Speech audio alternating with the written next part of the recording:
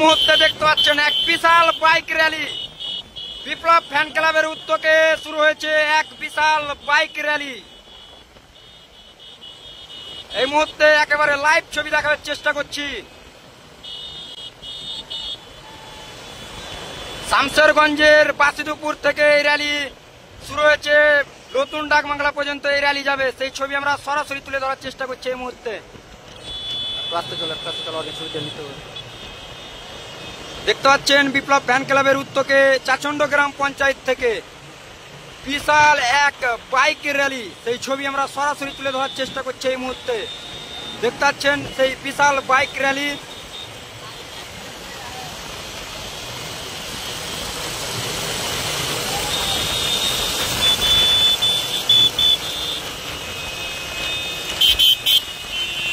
শামশেরগঞ্জের বাসিদপুর থেকে এই র্যালি শুরু হয়েছে, নতুন ডাকবাংলা পর্যন্ত এই র্যালি যাবে।